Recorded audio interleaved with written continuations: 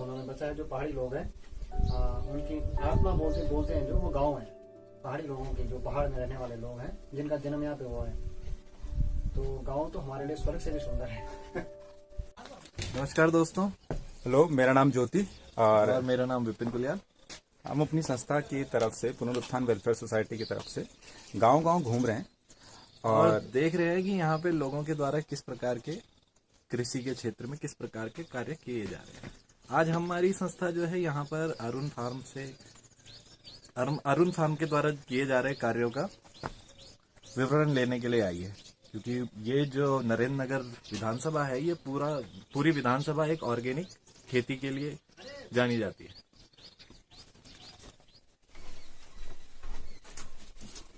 तो नमस्कार, आज हम आए यहाँ पे अरुण ऑर्गेनिक फार्म में और हमारे साथ हैं श्री अरुण कुलियाल जी और हमारी संस्था विपिन कुलियाल जी और मैं।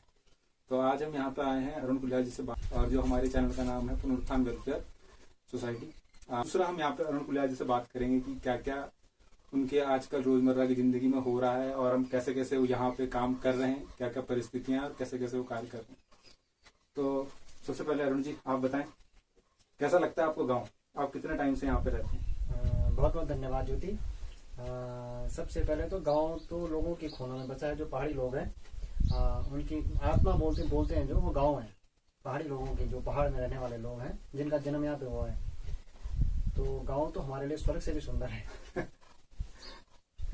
अच्छा, तो और बताओ, थोड़ा फॉर्मल हो जाते हैं बात। वैसे मेरे को थोड़ा पहली बार है तो अनकंफर्टेबल भी हो रहा है। तो जैसे आप देख सकते हैं ये तो बिल्कुल शांत बैठे। तो मैं दूसरा ये पूछना चाहूंगा आपको कि आपकी जो क्या क्या दिक्कतें आती है आपको यहाँ पे? कुछ प्रॉब्लम आती है जो काम करने में, और बहुत सारी चीजें होती है। तो काम तो दूसरा मुद्दा है। जो प्रथम जो दिक्कत की आप बात कर रहे हैं, जो समस्या है, तो गाँव में तो समस्या ही है। सबसे जो प्राथमिक समस्या है वो है लोगों की जो बुनियादी जो चीजें हैं, जो बुनियादी सुविधाएं होनी चाहिए थी, वो अभी तक सरकार के द्वारा गाँव में नहीं दी गई हैं। जिनमें सर्वप्रमुख है जैसे स्वास्थ्य हो गया, शिक्षा हो गया, कृषि में भी इतना बेहतरीन कार्य कुछ किया नहीं जा रहा है। सड़कों के रास्तों के भी प्रॉब्लम है, और सबसे ज्यादा जो आज की डेट में गाँव में जो सबसे ज्यादा जो बुनियादी चीजें हैं, उनमें पानी की सबसे बड़ी समस्या है। जैसे मैं यहाँ पे आया ना, मुझे सबसे अच्छी ना आपका घर लगा। तो ये जैसे कि आप लकड़ी का जो वर्क हो रखा है, यहाँ पे आपके मेडल हैं, और ये शायद काफी पुराना रेडियो भी है, मर्फी का होगा मे भी। तो जो भी कंपनी है काफी अच्छी, मतलब आपने काफी बढ़िया ढंग से बना रखा है। जबकि आज की डेट में आप और देखोगे, जितने यहाँ पे गाँवों के घर हैं वो सब टूट के लगभग खंडर हो चुके हैं। तो आपने इसमें कैसे करके इतना ये आप रेगुलर मेंटेनेंस या कुछ और? ये जो घर बनाया गया है 150 से 200 साल पुराना है, और इसको पूरा लकड़ी गारे से और पत्थर से बनाया गया है। और ये जो बनाया है, ये पंडित श्री बद्रीदत्त कुलियाल ने बनाया हुआ है, जो कि राजा कीर्ति शाह, जो राजा टिहरी के राजा थे, उनके समय उनके कामदार के रूप में कार्य करते थे। ये पटवारी थे। पटवारी से बड़ा एक पद होता था, कामदार का पद होता था, और उनके द्वारा बनाया गया है। ये कोटा था, ये कोटा बोला जाता था इसको। और इसमें कम से कम आज से 15 साल पहले तक 50 से 60 लोग इस पर रहते थे। इसमें कम से कम 5 से 10 परिवार इसके अंदर रहते थे, पूरे कोटे के अंदर। तो ये ट्रेडिशनल तरीके का बनाया हुआ मकान है, और इसमें हमारे द्वारा कोई भी चेंजेस, इसमें रिनोवेशन वगैरह नहीं किया गया है। इसको ऐसे पारंपरिक रूप से सब बनाया गया है, वैसे रखा गया है अभी तक, और इसको ऐसे सहेज कर रखा गया है। बाकी यहाँ पे आपको जो प्राचीन फोटो हैं, कुछ पुराने लोगों के फोटो हैं। हाँ, मैं देख रहा था। मैं थोड़े टाइम बाद वीडियो बनाऊंगा सबकी, लगभग इसमें काफी वीडियोस हैं, फोटोज हैं काफी। हाँ, तो ये जो पुरानी फोटो है मैंने सहेज के रखी हुई है। मुझे जैसे जैसे मिलती रहती है लोगों के पास, मैं ऐसे सहेजता रहता हूँ। और मैं आर्कियोलॉजी, पुरातत्व विज्ञान का छात्र और रिसर्च स्कॉलर रहा हूँ, तो मुझे ज्यादा रुचि है इन चीजों में। इसके अलावा भी बहुत सारी मेरे पे भी प्राचीन ऐसे जो पुराने फोटो हैं, जो कम से कम 50 साल से पुरानी जो पिक्चर्स हैं, वो भी हैं। अभी मैं लगाने के लिए थोड़ा टाइम लगेगा उन पे। बाकी तो हम लोग सहेज ही रहे हैं। मैं आपसे ये पूछना चाहूंगा अरुण जी कि आपने मतलब ग्रेजुएशन किया है, मतलब आपने पढ़ाई क्या क्या की है? हाँ, मैं PhD मैंने की हुई है। मैं रिसर्च स्कॉलर रहा हूँ और पुरातत्व विज्ञान से, और मैं BEd किया हुआ है मैंने। मैं शिक्षक के रूप में कार्य कर चुका हूँ, और मैं MA डबल MA हूँ, और अभी तीसरे MA मैं कर रहा हूँ अभी HN उस इंदिरा गांधी यूनिवर्सिटी से। हाँ, और इसके अलावा मेरे पास जो प्रोफेशनल कम से कम मेरे पे 8 से 10 ट्रेनिंग मैंने ली हुई है प्रोफेशनल कार्यों की। वो सारी जो ट्रेनिंग है वो गांव में किस तरीके से आप लोग रोजगार कर सकते हैं, कृषि को उन्नत दशा में पहुंचा सकते हैं, उससे संबंधित मैंने उन पे काम कर रहा हूँ। तो आपने मतलब बीएड भी किया है और काफी आर्कियोलॉजी में भी किया है, पीएचडी भी की है, लेकिन इसके बावजूद आप फिर एग्रीकल्चर में कैसे कन्वर्ट हुए? मतलब क्या प्रेरणा थी कि आपने कृषि को ही अपना मतलब रोजगार का साधन चुना कि मैं इसी के ही थ्रू करूंगा, अपने गांव के लिए करूंगा, जो कुछ करूंगा अपने गांव के युवा के विकास के लिए करूंगा? मैंने वो क्या परिस्थितियां थी? बिल्कुल, मैंने अभी आप लोगों को बताया कि उत्तराखंड बनने से पहले इस घर में 50 से 60 लोग रहते थे। हमको हमारे लिए सोने की तक जगह न होते थे शाम के टाइम। लेकिन नहीं, हालांकि मेरा भी पैतृक गांव यही है। तो उत्तराखंड बनने के बाद एक नया माहौल क्रिएट किया गया, एक नई मार्केटिंग की गई शहरों की, और लोगों का पलायन हुआ यहाँ से। जितना पलायन हुआ, तो जब 50-60 लोग, आज से उत्तराखंड बनने तक यहाँ से 50 से 60 लोग जो हैं यहाँ पे रहते थे, लेकिन आज की डेट में यहाँ पे सिर्फ 2 लोग हैं, 2-3 लोग यहाँ पे रहते हैं। मतलब 2 दशकों में पूरे गांव की रौनक खत्म, पूरे गांव खत्म हो गए। गांव नहीं, मैं तो सिर्फ अपने इसके कोटे के बारे में बात कर रहा हूँ। तो जब हम अपने गांव में आते हैं, और हम एक तरफ से तो हम रिसर्च स्कॉलर हैं, हम पीएचडी कर रहे हैं, दुनिया घूम रहे हैं, हम दुनिया में जा रहे हैं रिसर्च करने के लिए, बड़े बड़े एजुकेटेड लोगों के साथ हम मिलते हैं, और हम लोग बातें करते हैं कि हम देश को आगे ले जाएंगे, विकास करेंगे, हम देश को नए रिसर्च करके, अनुसंधान करके देंगे। क्या कभी आप लोगों ने सोचा कि हम तो अपने घर को हमने उजाड़ दिया है, अपने खेती को हमने बंजर कर दिया है, उसको तो हम सही नहीं कर पाए, तो क्या वास्तव में हम लोग एजुकेटेड हैं? क्या हम लोग पढ़े? ये एक बहुत बड़ा प्रश्न है आज की उस युवा पीढ़ी से, सभी के लिए, जो विकास की बात तो करता है, लेकिन उस जगह अपने मतलब पारंपरिक जिस खड़ी बोली से, जिस भाषा से तुम लोग निकले हो, मतलब जिस क्षेत्र के तुम हो, उसके विकास के प्रति कभी संवेदनशील नहीं रहा। तो ये बहुत बड़ा प्रश्न है। तो मैं अरुण जी आपसे ये पूछना चाहूंगा कि आप कृषि के क्षेत्र में काम कर रहे हैं, तो आपके आगे क्या क्या चुनौतियां आपको फेस करने को मिली? सबसे पहले तो, और आप गांव में मतलब पलायन को किस उससे देखते हैं कि क्या कारण थे कि यहाँ से लोगों का पलायन हुआ, या खेती में सरकारों के द्वारा, या लोगों को क्या क्या चीजें जो उपलब्ध कराई जानी चाहिए थी वो नहीं मिली है? इसमें मैं 1-2 चीजें आपसे अवश्य बातें इनमें बताना चाहूंगा कि हर बात के लिए हम सरकार को दोषी नहीं मान सकते हैं जी। ठीक है, बिल्कुल। सरकार किसकी है? सरकार हमारी है, हमने बनाई है ना सरकार। तो जवाबदेही और जिम्मेदारी जितनी सरकार की है, उतनी आम नागरिक की भी, हमारी भी है, आपकी भी है। तो मैंने आपको अभी कुछ देर पहले ये बात बताई कि एक मार्केटिंग की गई शहरों की, जिसमें सबसे ज्यादा मार्केटिंग इस बात की गई, एक अच्छी एजुकेशन की, इंग्लिश मीडियम जो शिक्षा है उसकी मार्केटिंग की गई। और दूसरा क्या हुआ, समाज की मानसिकता में परिवर्तन आ गया। एक समाज की मानसिकता में क्या परिवर्तन आया कि हमको शहरों में रहना है तो हम आधुनिक कहलाएंगे, हम आधुनिक विचारधारा के साथ जुड़ जाएंगे। और अगर हम शहरों में रहते हैं, अगर हम गांव में रहते हैं, तो हम शायद उस विचारधारा से हमारा संबंध न हो, और हम नया काम नहीं कर सकते हैं, या हम सब लोग पिछड़े हुए माने जाएंगे। लेकिन ऐसा नहीं है। तो जब ये मार्केटिंग हुई, तो लोगों ने गांव छोड़े। ठीक है, तो जब हम लोग अपने गांव में, जब मैं अपने बारे में बात कर रहा हूँ कि हम अपने गांव में आए, तो हमने देखा कि जिन घरों में इतने सारे लोग रहते थे, वहां पे आज आदमी नहीं, तो हमारे द्वारा यहाँ पर क्या काम किए जा सकते हैं।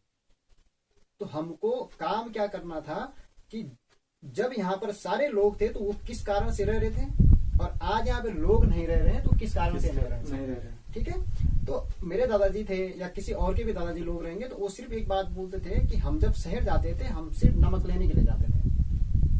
एक ऐसी कहावत है पहाड़ में कि हम सिर्फ नमक लेने के लिए जाते थे, बाकी सारा उत्पादन, सारी हमारी आवश्यकताओं की जो पूर्ति होती थी, वो पूरे गांव में होती थी, अपने क्षेत्रों में होती थी। तो हम लोग ऐसी क्या चीज मिस कर रहे थे कि हम उन चीजों को, मतलब वो लोग इतने समृद्ध थे, वो तो हमारे से बड़ी बड़ी डिग्री वाले नहीं थे, लेकिन क्या वो लोग इतने समृद्ध थे कि वो सारी चीजें यहाँ पे उत्पादन कर रहे थे, और हम अपने लिए रोजगार के साधन भी उपलब्ध नहीं कर पा रहे।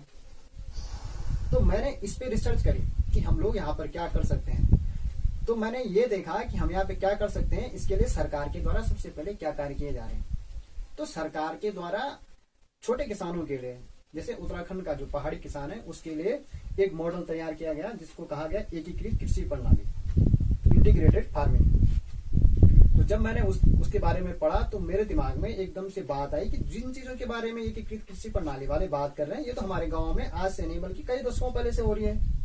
जब से पहाड़ का जन्म हुआ तब से यहाँ पर एकीकृत कृषि प्रणाली होती है। उस एकीकृत कृषि प्रणाली में क्या होता है, कृषि सह पशुपालन, कृषि के साथ साथ पशुपालन होता था। पशुपालन में आपके जो जानवर हैं जैसे गाय भैंस वगैरह, जो बकरी हो गया, भेड़ हो गया, ये तो होते हैं।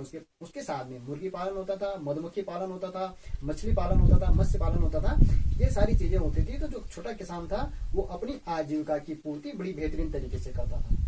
कपड़े का उत्पादन उनके पास कैसे होता था कि उनके पास भेड़ें होती थी, वो ऊन निकालते थे, उसे स्वयं काटते थे। उनके पास मशीनें होती थी, स्वयं हथकरघा उद्योग जिसे बोला जाता था, हथकरघा हर घर में होता था, अपने लिए कपड़े बनाते थे वो लोग।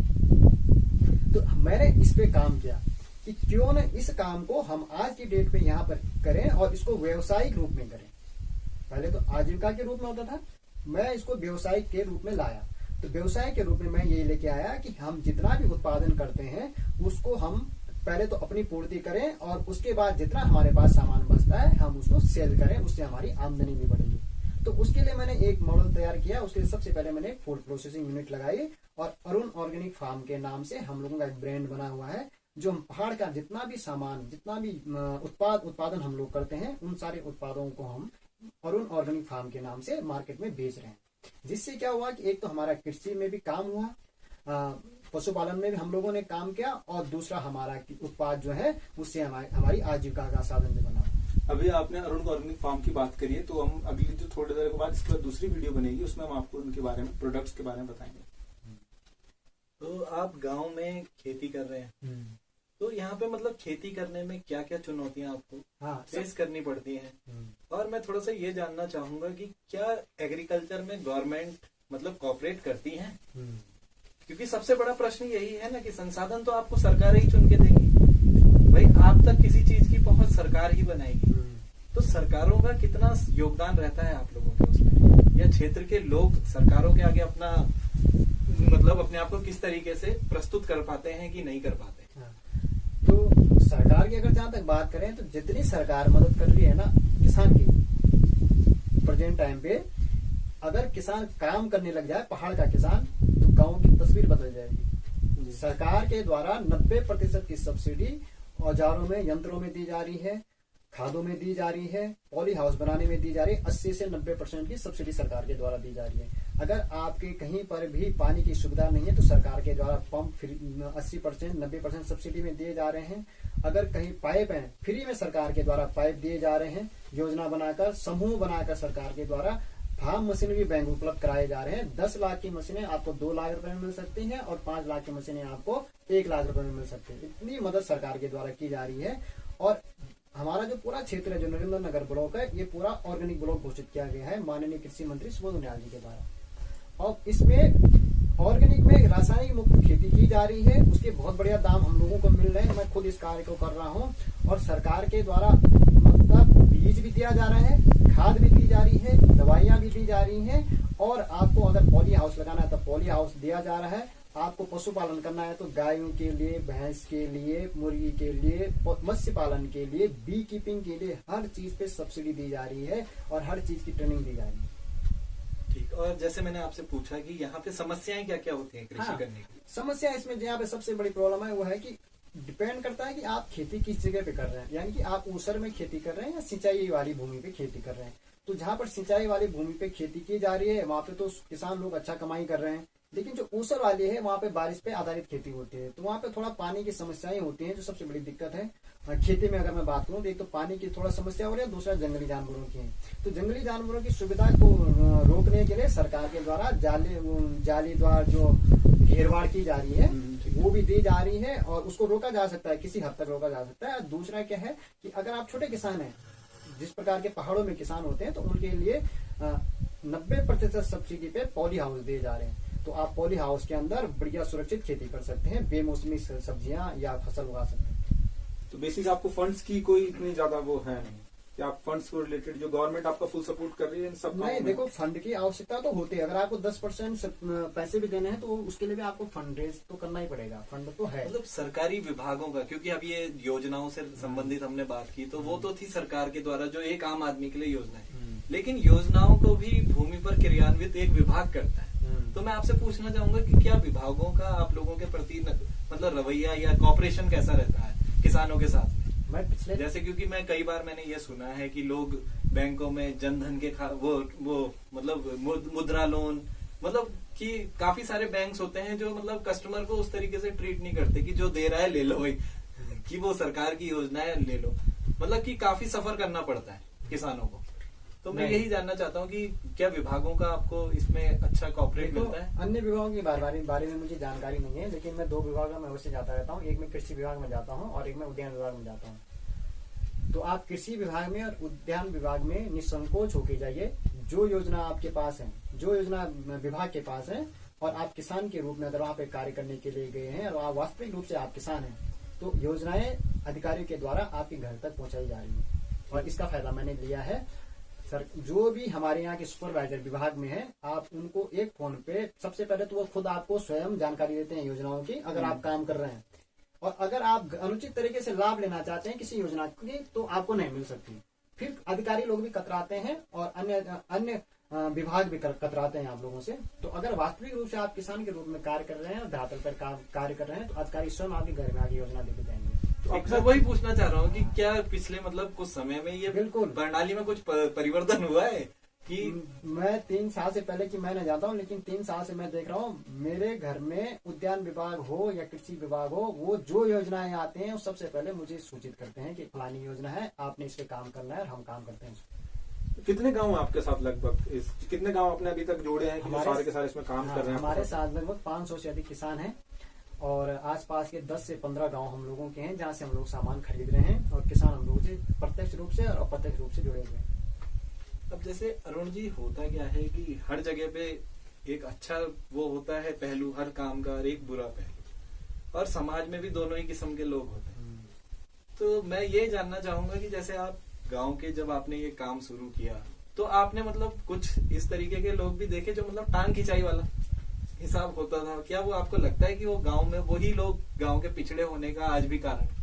बिल्कुल वो सोच बिल्कुल। देखो, ये जो नकारात्मक जो लोग होते हैं, उनकी बातों को आपको प्रेरक के रूप में कार्य करनी चाहिए, उनको प्रेरणा लेनी चाहिए उनसे। जी जी, समझ गए? प्रेरण, उत्प्रेरण बोला जाता है उसे। मतलब वो आपको प्रेरक का कार्य करेंगे कि जो आपने बोला, तो आप उनको ये दिखाओ कि आपने ऐसा बोला तो मैं इसको जरूर करूंगा।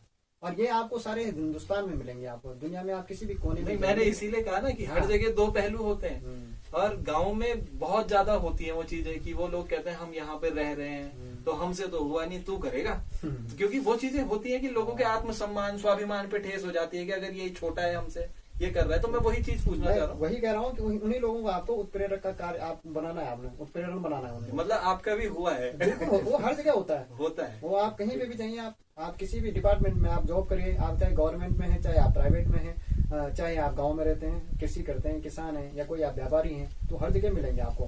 तो उनसे तो आपको और अच्छा एनर्जी मिलती है। एनर्जी, वो तो एनर्जी के बूस्टर माने जाते हैं, एनर्जी बूस्टर टाइप में ले सकते हैं। मतलब वो कबीरदास जी ने कहा है ना, वो निंदक नहीं है राखी है। वो बड़े बेहतरीन होते हैं, उनसे तो सीखने के लिए बहुत अच्छा मिलता है।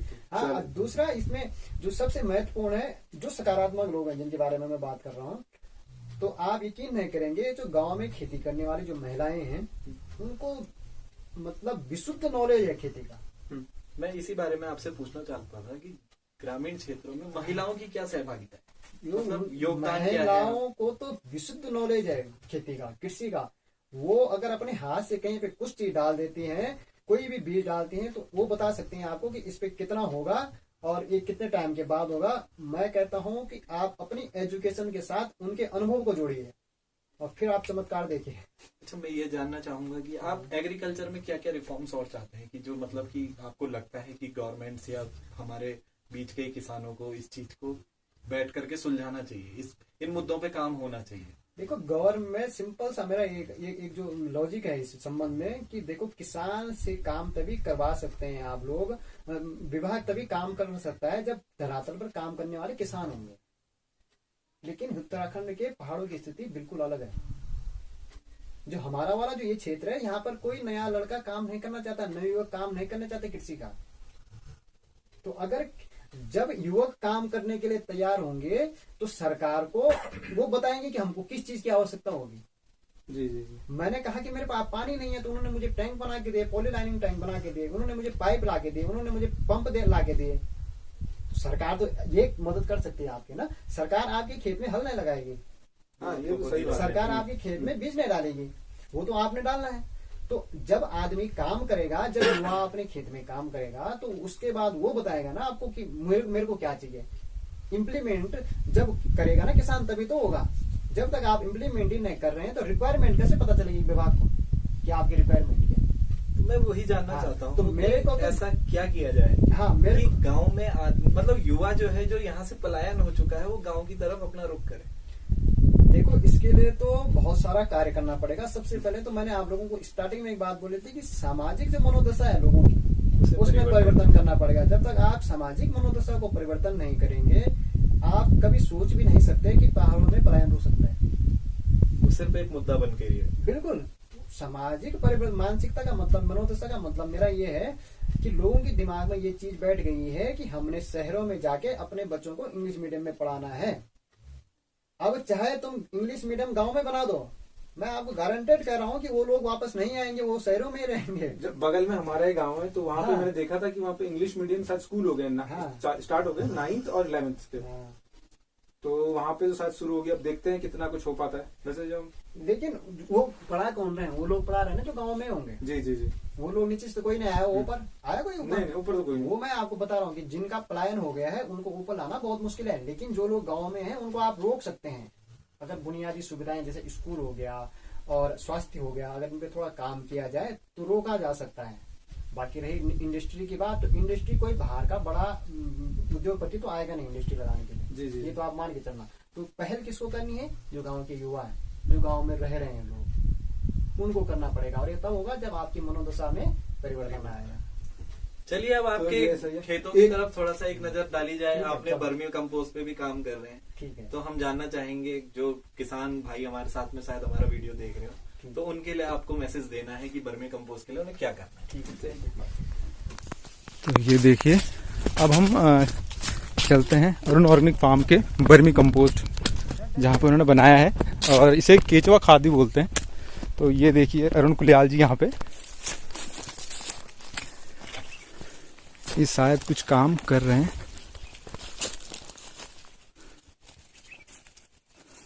तो देख सकते हैं आप। हाँ, तो अब दोस्तों आप देख सकते हैं हमारे साथ में अरुण जी ने अपने ही खेत के लायक यहाँ पे बर्मी कंपोस्ट का उत्पादन भी शुरू किया हुआ है। तो मैं ये जानना चाहूंगा अरुण जी कि बर्मी कंपोस्ट करने के लिए हमें क्या क्या चीजें चाहिए होती हैं? हाँ, बर्मी कंपोस्ट बनाने के लिए हमको एक तो सबसे पहले कम से कम 10 से 15 दिन पुराना गोबर चाहिए होता है, जो गाय, भैंस, बकरी या मुर्गी का भी हो सकता है। उसे आप इकट्ठा कर दें और उसको कम से कम 15 दिन के लिए आप ऐसा खुला छोड़ दें। ठीक है। उसके अलावा आप ये ऊपर देख रहे होंगे, इसमें खरपतवार पड़े हुए हैं, पुराने पत्ते हो गए, घास हो गई पुरानी, भैंस के नीचे जो घास पड़ी हुई रहती है, जानवरों के नीचे, उस घास को आप एक तरफ इकट्ठा कर दें और एक तरफ आप गोबर रख दें। उसके अलावा आपको केंचुए चाहिए। इतने बड़े पिट के लिए आपको कम से कम 3 किलो केंचुए चाहिए होते हैं।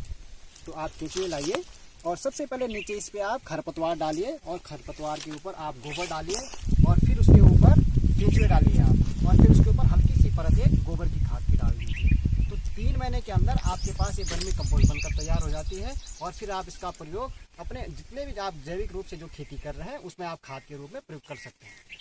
जैसे आपने बताया कि केचुए, तो मैं आपसे यही जानना चाहूंगा क्योंकि बहुत से लोगों को ये पता ही नहीं होगा कि केचुए मिलते कहाँ हैं। जी बिल्कुल। तो आप प्लीज जरा थोड़ा लोगों को इस बारे में भी बताइए कि केचुओं के लिए अगर कोई एक बर्मी कंपोस्ट की खाद को बनाना चाहता है तो केचुए अगर वो प्राप्त करना चाहे तो कहाँ से प्राप्त कर सकते हैं? केंचुए आपको विभाग दे देगा। आप विभाग के अधिकारियों से बात करें, जो भी कृषि विभाग के अधिकारी हैं, उद्यान विभाग के अधिकारी हैं, आप उन्हें इन्फॉर्म करिए, वो आप तक केंचुए पहुंचा देंगे। और अगर आपको किसी भी प्रकार से किसी भी व्यक्ति का नंबर आपके पास नहीं है जो केंचुए, तो आप मुझसे संपर्क कर सकते हैं, मैं आपको केंचुए दिला दूंगा जो लोग केंचुए सप्लाई करते हैं। ठीक है।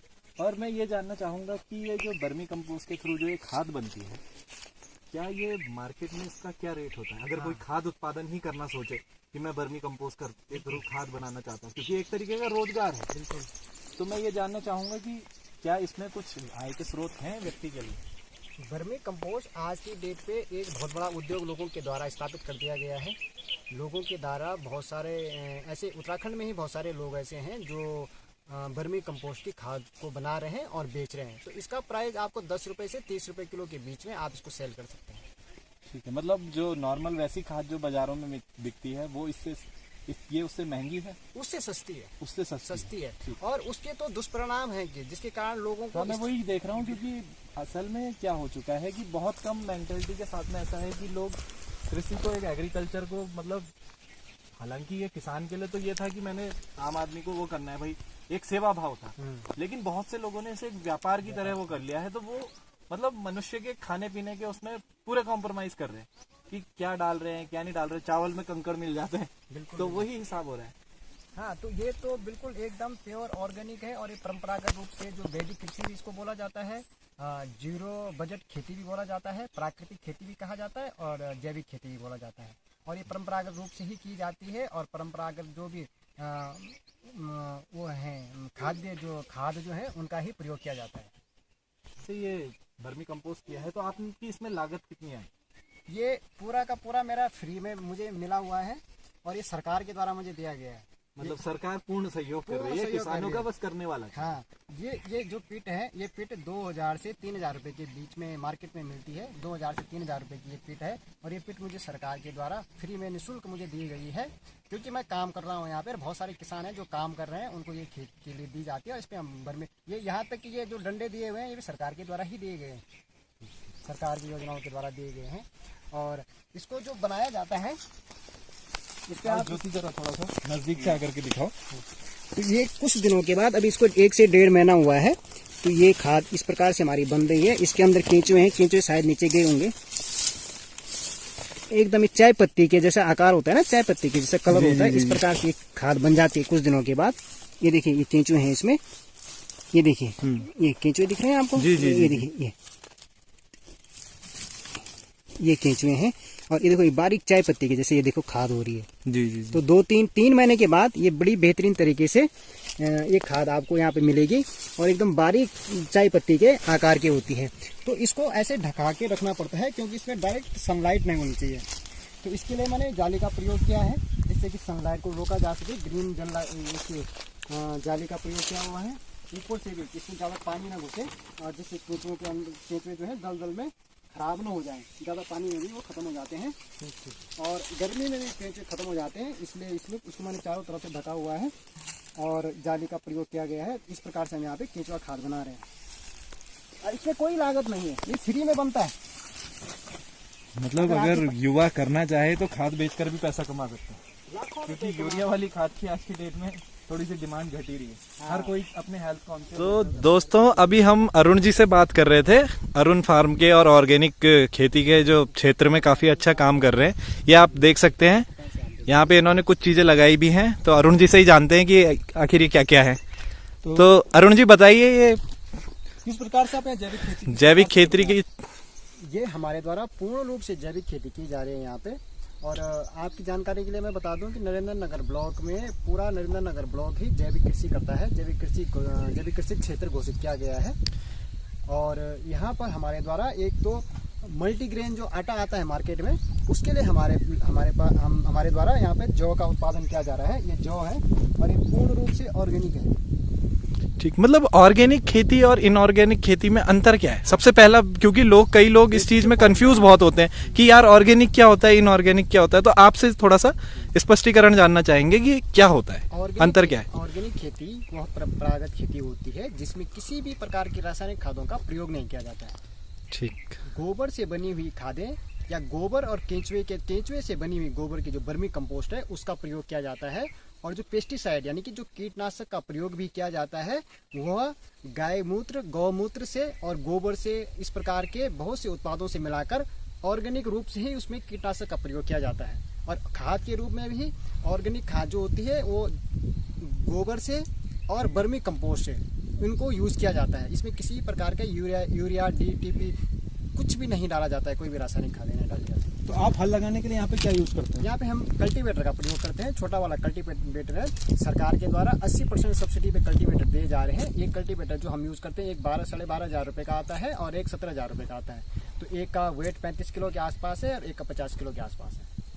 ठीक, अभी मैं यहाँ पे देख रहा हूँ जैसे ये दाल, तो ये कौन सी दाल है? मसूर की दाल है। ठीक। बारीक जो मसूर होती है, पहाड़ की शुद्ध ऑर्गेनिक जो मसूर होती है, ये वाली दाल है। और ये अभी तैयार होने वाली है कुछ समय के बाद। तो ये ऑर्गेनिक मसूर है और इसको ही हम अपने फार्म के माध्यम से लोगों तक पहुंचा रहे हैं। देश के विभिन्न स्थानों पे जो लोग रह रहे हैं उन तक हम पहुंचा रहे हैं इसको। तो मैं अरुण जी आपसे ये जानना चाहूंगा कि आजकल जैसे हमने देखा होगा कि हर दूसरा आदमी पेट की समस्याओं से ग्रस्त है, तो आप इसमें खान पान का कितना अहम रोल मानते हैं? मतलब ऑर्गेनिक खेती को मतलब ऑर्गेनिक और इनऑर्गेनिक खाने का इसमें क्या बहुत बड़ा रोल है? बिल्कुल, मैं ये जानना चाहूंगा। कैंसर की सबसे ज्यादा जो शिकायतें हो रही हैं वो जो रासायनिक खादों का जो प्रयोग खाने में किया जा रहा है उसके द्वारा हो रहा है। और ये वैज्ञानिकों के द्वारा प्रमाणित की गई चीजें हैं कि जितने भी रासायनिक खादों के द्वारा लोगों का रहन सहन जो है आज की डेट पे उसके कारण हो रहा है। तो आज की डेट पे जो ऑर्गेनिक कृषि है वो भविष्य की कृषि है, दुनिया के लिए भविष्य की कृषि है। 10 से 15 साल के अंदर आपको रासायनिक मुक्त खेती पूरी दुनिया में आपको देखने के लिए मिलेगी और भारत में तो ये बहुत अधिक मात्रा में इस पे कार्य किया जा चुका है। और जहाँ तक पहाड़ों की बात है तो पहाड़ों में तो वर्षों से ऑर्गेनिक खेती की जा रही है। ठीक, चलिए आगे आपके दूसरे वाले प्रोजेक्ट में चलते हैं। दोस्तों ये देखिए अरुण जी का पॉली हाउस। इसमें अभी तो फिलहाल इन्होंने शायद कुछ लगाया हुआ नहीं है, लेकिन आगे के लिए क्या प्लान्स हैं ये इन्हीं से जानते हैं। और इसमें इससे पहले इन्होंने क्या किया था इस बारे में डिस्कस करते हैं। तो अरुण जी आप ये बताइए, ये पॉली हाउस सरकार के द्वारा लगाया गया है या कुछ सब्सिडी दी गई है आप लोगों को? इसमें जो खर्चा व्यय किया गया है वो किसके द्वारा किया गया? ये उद्यान विभाग की योजना है। ठीक है। और उद्यान विभाग के द्वारा 90% सब्सिडी पे पॉली हाउस किसानों को दिए जा रहे हैं। इसमें मात्र आपको 12,000 रुपये जमा करने होते हैं। इसकी कीमत 1,25,000 रुपये के आसपास होती है और आपको मात्र 12,000 रुपये जमा करने पड़ते हैं। और ये 100 वर्ग मीटर का है। 100 वर्ग मीटर में आपको पॉली हाउस किसानों को दिया जा रहा है उद्यान विभाग के द्वारा। मतलब इसकी कंडीशंस ये है कि आपके पास 100 वर्ग का एक प्लॉट होना चाहिए? नहीं, अगर आपके पास या इससे छोटे क्षेत्र में या बड़े क्षेत्रफल में क्या इसे लगाया जा सकता है? किसान को मैक्सिमम 400 वर्ग मीटर तक सब्सिडी दी जाती है। आप 400 वर्ग मीटर तक लगा सकता है ये किसान। और दूसरा आप 30 वर्ग मीटर से स्टार्ट कर सकते हैं। 30 वर्ग मीटर का भी सरकार के द्वारा दिया जा रहा है। वो 6,000 उसमें सिर्फ मात्र जमा करने पड़ते हैं। 6,000 या 4,000 रुपये मात्र जमा करने पड़ते हैं। तो ये आपके द्वारा कब लगाया गया है? इसे मुझे कम से कम 8 महीने के आसपास हो गए हैं। तो जैसे अभी हम देख पा रहे हैं कि यहाँ पे कुछ बोया नहीं गया आपके द्वारा, तो क्या मतलब इससे पहले आपने कुछ बोया था या अभी हाल ही में किया गया? इसमें हमने शिमला मिर्च और गोभी लगाई थी। तो उनके अच्छा हमारे उत्पादन हुआ गोभी का और शिमला मिर्च का अच्छा उत्पादन नहीं हो पाया, लेकिन गोभी बेहतरीन हुई थी। और अभी हम इसमें फिर से शिमला मिर्च और गोभी लगाने वाले हैं। अभी हमने इसकी पौध लगाई हुई है और पौध लेके आएंगे तो इस पर हम शिमला मिर्च और गोभी लगाएंगे। मतलब भविष्य के लिए इसमें शिमला मिर्च और गोभी की ही आपकी प्रायिकता शिमला मिर्च और गोभी पे ही है? जी नहीं, उसके अलावा हम लोग इसमें स्ट्रॉबेरी भी लगाने वाले थे, लेकिन स्ट्रॉबेरी का हमें पौध हमें उपलब्ध नहीं हो पाई, इसकी वजह से हम लगा नहीं पाए। तो हमें चेंज करके अब इस पे गोभी और शिमला मिर्च लगानी है। अच्छा, मतलब स्ट्रॉबेरी के लिए किस प्रकार का इन्वायरमेंट चाहिए होता है? इन्वायरमेंट सेम यही जो टेम्परेचर रहता है, जैसे 30-35 के आसपास 35 तक टेम्परेचर रहता है। तो इसमें स्ट्रॉबेरी बहुत बेहतरीन तरीके से हो सकती है। और इसमें लगाने से फायदा क्या होता है कि एक तो उसको ओस से खराब नहीं होती है, पाले से खराब नहीं होती है, दूसरा आप जंगली जानवरों से बचा के रख सकते हैं। अच्छा, अभी हम आ रहे थे तो हम देख रहे थे कि ये जो आपने पॉली हाउस का जो निर्माण किया गया है ये काफी हाइट पे है। तो सबसे बेसिक क्वेश्चन कि यहाँ पे पानी की उपलब्धता किस प्रकार से होती है आपको? यहाँ पे हमने एक टैंक लगाया हुआ है। क्या आप मुझे दिखा सकते हैं? मतलब नजदीक, अगर नजदीक हो तो आप हमें दिखा सकते हैं वो टैंक? अभी मैं जाते समय आपको दिखा दूंगा। इसमें टैंक हमने लगाया हुआ है और टैंक पे हमने पाइप लगा के एक ड्रिपिंग सिस्टम के माध्यम से हमने यहाँ पानी डाला हुआ है। ये स्प्रिंकल है, ये ड्रिपिंग नहीं है, स्प्रिंकल सिस्टम है ये। और इसमें क्या होता है कि जब पानी आता है तो ये घूमता है ऐसे और पानी चारों तरफ इस एरिया में गिरता है। इस प्रकार यहाँ से वहाँ तक इसमें पूरा स्प्रिंकल माध्यम से हम इसमें सिंचाई करते हैं, जिससे कि पानी की बचत भी होती है और कम पानी कंज्यूम भी होता है। तो ये जो आपने स्प्रिंकल वाला भी आपने सिस्टम बताया, ये भी सरकार के द्वारा लगाया गया है? पूरा ये जो पॉली हाउस लगता है ये सरकार के द्वारा ही पूरा मतलब ये भी पॉली हाउस का ही हिस्सा है? बिल्कुल। ठीक। और ये जो टैंक का निर्माण कार्य करवाया गया, जो टैंक भी वाटर। सरकार मनरेगा के माध्यम से आप करवा सकते हैं। ठीक है। इसका अलग अलग बजट आता रहता है, अलग अलग। नहीं, क्योंकि बहुत सारे लोगों की ये रहती है ना कि पता नहीं रहता है कई लोगों को, इस वजह से हम थोड़ा आपके माध्यम से उन लोगों को सूचित करना चाह रहे हैं कि अगर कोई भी समस्याएं हो तो आपसे संपर्क कर सकता है। बिल्कुल संपर्क कर सकते हैं और हमसे जो भी सहयोग हो सकेगा हम करेंगे। ठीक है, चलिए दोस्तों अब आगे चलते हैं अरुण फार्म के ऑफिस की तरफ, जहाँ पे इनके प्रोडक्ट्स रखे गए हैं। तो आप देख सकते हैं, आप हम लोग पॉली हाउस से होते हुए हम पूरे गांव की तरफ जा रहे हैं। ये देखिए, ये कुलियाल जी मस्त स्टाइल मारते हुए। तो दोस्तों हम पहुंच चुके हैं ये अरुण फार्म के ऑफिस में। ये अरुण जी, कौन सा मशरूम आप यहाँ पे उगा रहे थे? ये हम यहाँ पर ओयस्टर मशरूम का उत्पादन कर रहे हैं और इसको ढींगे मशरूम भी कहा जाता है। ठीक ठीक। तो ओयस्टर मशरूम है, ये लो कॉस्ट पे, कम बजट में आप इसको तैयार कर सकते हैं। अभी ऐसे ही वहीं रहे, थोड़ा और करीब आओ मैं वहाँ देख रहा हूँ जैसे कि उधर।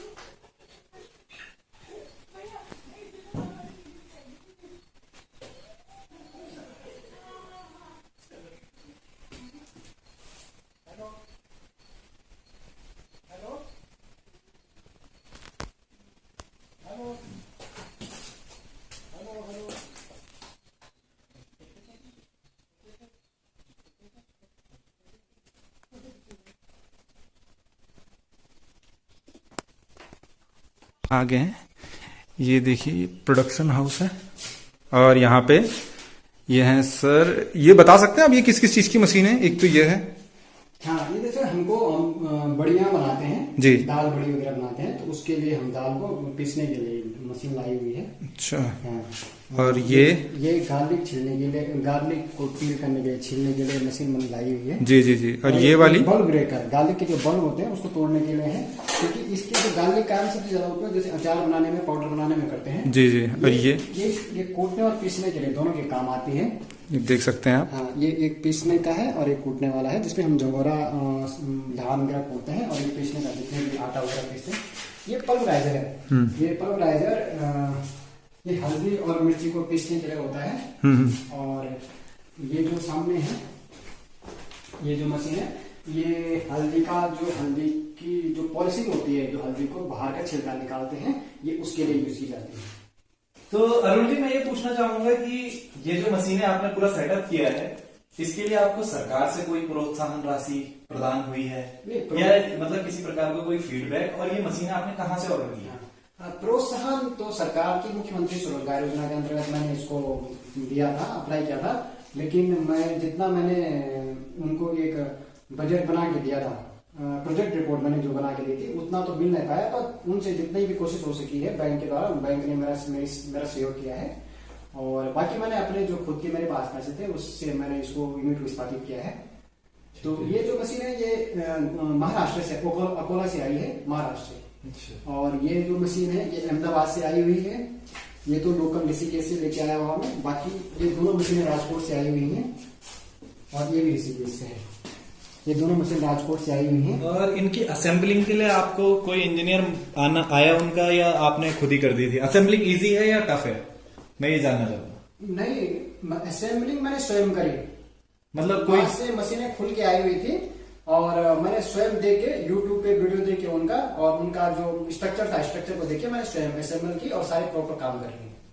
ठीक, तो इजी टू असेंबल है यहाँ पे। ये देखिए आप कि इन्हें कृषि के क्षेत्र में किस प्रकार से प्रमाण पत्र प्राप्त हुए हैं कि बोर्ड में ही जगह कम पड़ रही है। आप अंदाजा लगा सकते हैं कि व्यक्ति कितना जुझारू है। तो अरुण जी, अब हम आपसे बात करेंगे आपके प्रोडक्ट्स के ऊपर। मैं यहाँ पे अभी देख सकता हूं कि आपने ये हल्दी और काफी सारी दालें हैं, तो मैं आपसे जानना चाहूंगा ये कौन कौन सी दालें हैं और किस किस रेट में उपलब्ध होंगी, ये पैकिंग में क्या क्या रखा है आपने। दोस्तों मैं लास्ट में आपको इनका नंबर भी डिस्प्ले करूंगा, इनका विजिटिंग कार्ड डिस्प्ले करूंगा, अगर आपकी कोई भी क्वायरीज हो तो आप इनसे संपर्क कर सकते हैं। तो अरुण जी बताइए। हमारे यहाँ पर कम से कम 35 प्रोडक्ट हैं जो हम लोग यहाँ पे बना रहे हैं, जिनकी प्रोसेसिंग चल रही है, और 35 से 40 उत्पाद हैं हमारे जो मार्केट में हम लोग सेल कर रहे हैं। जिसमें हमने सबसे ज्यादा जो प्रमुखता है, हम लोग अचार बना रहे हैं। अचारों में जो ये सबसे पहला वाला है हिमालयन फिग पिकल है। हिमालयन फिग यानी कि तिमले का अचार, इसको मैंने नाम दिया है हिमालयन फिग, जैसे इसे फिग बोला जाता है, लेकिन ये जो पहाड़ों में जो होता है, हमारे क्षेत्र में जो होता है हिमालय में, इसलिए मैंने इसको हिमालयन फिग नाम दे दिया है, और हिमालयन फिग पिकल के नाम से हम इसको बेचते हैं। और सबसे ज्यादा सेल हमारी इसी अचार की होती है, क्योंकि ये शुगर में, ब्लड प्रेशर के लिए इस प्रकार की दवाइयों के रूप में प्रयोग भी किया जा सकता है अचार। दूसरा है आंवला। आंवला भी हमको यहाँ लोकल जो है उत्पाद हमको बहुत ज्यादा मात्रा में मिलता है जंगलों में, और इसको हम प्रोसेसिंग करके इसका अचार बना रहे हैं। तीसरा वाला है हमारा ये गार्लिक पिकल है। ये हम यहाँ के आसपास के जितने गांव हैं वहां से गार्लिक इकट्ठा करते हैं, और गार्लिक का हम पिकल भी बनाते हैं, उसका पाउडर भी बनाते हैं, और गार्लिक से पेस्ट भी अब आगे हम सोच रहे हैं बनाने की। तो फिलहाल हमारे पास गार्लिक पिकल और पाउडर है। तीसरा ये जो एक अचार हमारे पास है, ये छोटा वाला, ये ओयस्टर मशरूम का अचार है। अभी आप लोगों को हम ओयस्टर मशरूम का हम जो कार्य कर रहे हैं, तो इस ओयस्टर मशरूम के अचार से ये बहुत ही अच्छा इम्यूनिटी बूस्टर के रूप में इसको हम प्रयोग कर सकते हैं। और एक हमने आंवला की चटनी बनाई है। ये खट्टी मीठी चटनी है जो बच्चों के लिए विशेषतः बनाई गई है। बच्चे सुबह मॉर्निंग में जब नाश्ता वगैरह करते हैं तो उनको वो अच्छी तरीके से यूज कर सकते हैं, और जिससे क्या है कि विटामिन सी वगैरह की कमी भी पूर्ति हो सकती है। एक ग्रीन चिली का जो हमने अचार बनाया है, पहाड़ों में बहुत तीखी और हरी मिर्ची होती है, उसके लिए भी हमने हरी मिर्ची का एक अचार बनाया है। और एक jackfruit pickle, jackfruit यानी कि कटहल यहाँ बहुत मात्रा में हमारे वाले पूरे क्षेत्र में होता है, और इसके आसानी से किसानों से हम इसको खरीदते हैं और इसका अचार बना के मार्केट में बेच रहे हैं। तो दोस्तों आप मेरे साथ देख सकते हैं 7-8 किस्म के लगभग अचार ही हैं। अब बात करते हैं, ये नीचे कुछ पाउडर रखे हैं इन्होंने और शहद के बारे में। हाँ, एक तो हमने जो एक विशेष कार्य जो किया है ये है नेटल टी यानी कि कंडाली की चाय।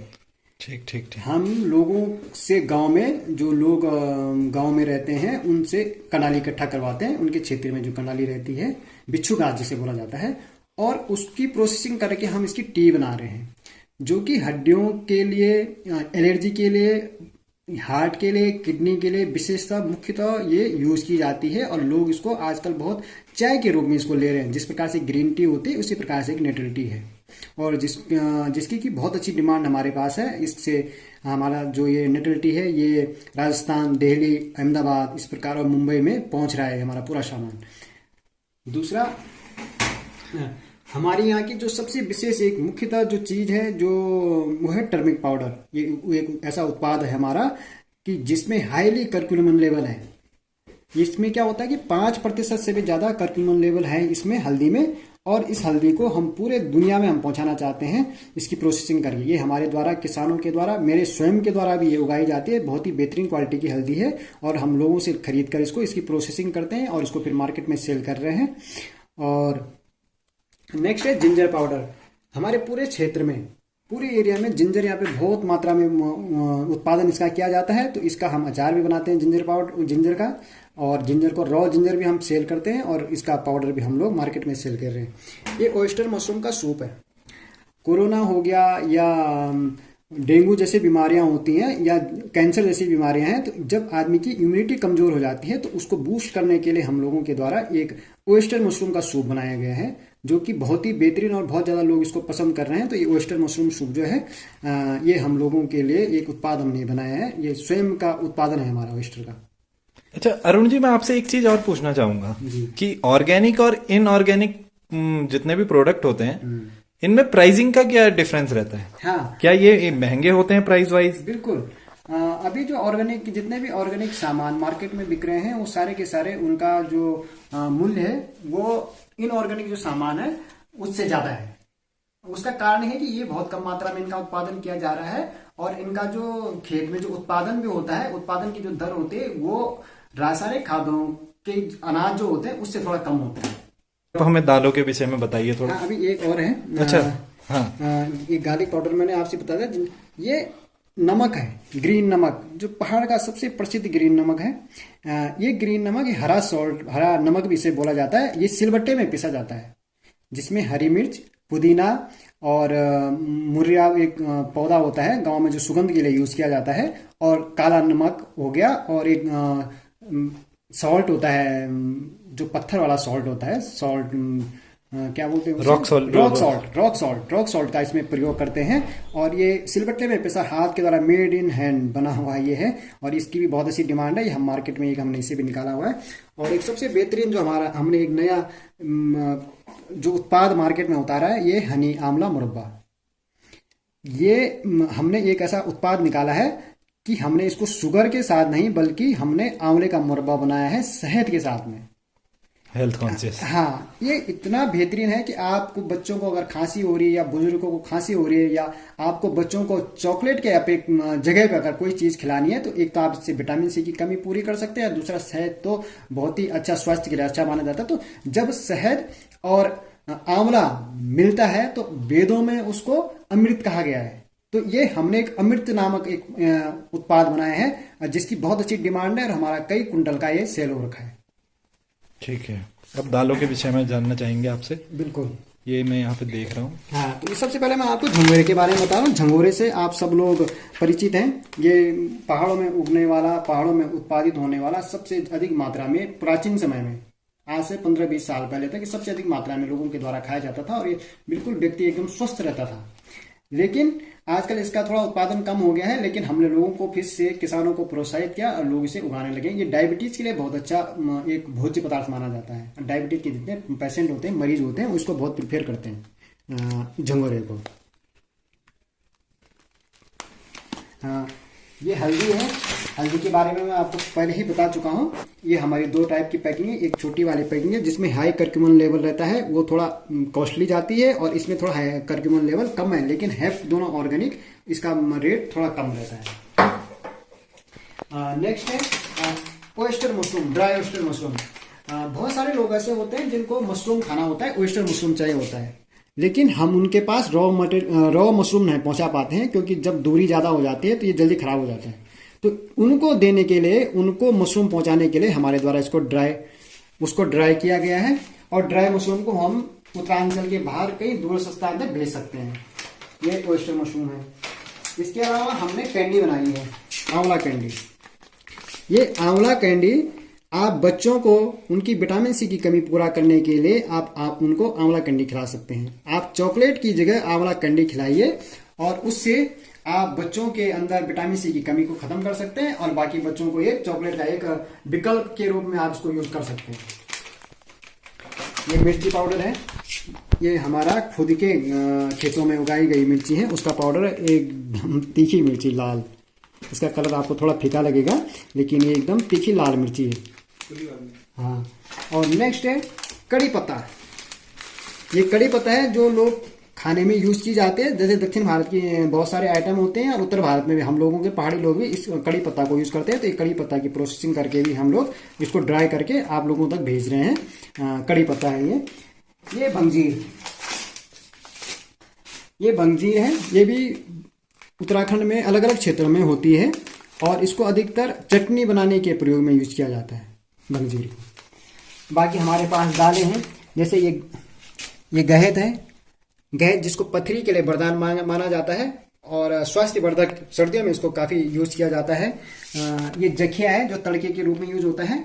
ये राजमा है, तुअर, और ये तिल। ये सारे हमारे स्वयं के उत्पाद हैं। इसके अलावा हमारे पास, मैं ये पूछना चाहूंगा अरुण जी कि ये दाल वगैरह क्या सब आप लोग यहीं पे प्रोडक्शन कर रहे हैं गांव के अंदर, या अलग अलग गांवों को आपने अपने साथ में जोड़ा हुआ है? बिल्कुल। ये हम लोगों के पास कम से कम 500 से अधिक जो किसान हैं वो हमसे जुड़े हुए हैं, और 10 से 15 गांव हम लोगों के साथ जुड़े हुए हैं जो हम लोगों को इस सामान उपलब्ध कराते हैं। और इसमें कम से कम 40 से 50% हम स्वयं इसका उत्पादन करते हैं।